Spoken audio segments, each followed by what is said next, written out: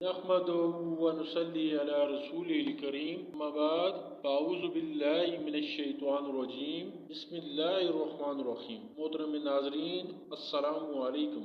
اکثر آپ نے دیکھا ہوگا کہ نوجوانوں کے، بچوں کے اور بچوں کے بال گرنا شروع ہو جاتے ہیں، بالوں کی طاقت کمزور ہو جاتی ہے، اس کمزوری کی وجہ سے یہ بال گرتے ہیں اور بال پتلے ہو جاتے ہیں، پھر پریشان ہوتے ہیں۔ خاص طور پر بچیاں بہت پریشان ہوتی ہیں، ہمارے اتنے اچھے بال تھے، گھنے بال تھے، لمبے بال تھے، اب بہت کم رہ گئے ہیں، بال گرنا شروع ہو گئے ہیں۔ ان کے لیے نہایت آسان سا وظیفہ ہے، جب بھی آپ نے کنگھی کرنی ہے آپ نے کنگھی کو بسم اللہ پڑھ کر اٹھانا ہے۔ بسم اللہ الرحمن الرحیم پڑھ کر اٹھائیں، بغیر بسم اللہ کا آپ نے کنگھی کو نہیں اٹھانا، اور اس کے بعد آپ نے پھر بسم اللہ پڑھنی ہے۔ ایک تو کنگھی اٹھاتے وقت پڑھیں اور پھر بسم اللہ الرحمن الرحیم پڑھ کر آپ نے 7 مرتبہ اللہ کے یہ 2 نام پڑھنے ہیں، ایک ذاتی اور صفاتی، یا اللہ یا باریو، یا اللہ یا باریو، یہ 7 مرتبہ پڑھنا ہے، یعنی دونوں ناموں کو پڑھ کر ایک شمار کریں۔ ان ناموں کو آپ 9 مرتبہ بھی پڑھ سکتے ہیں، 11 مرتبہ بھی پڑھ سکتے ہیں، یہ آپ کی مرضی ہے۔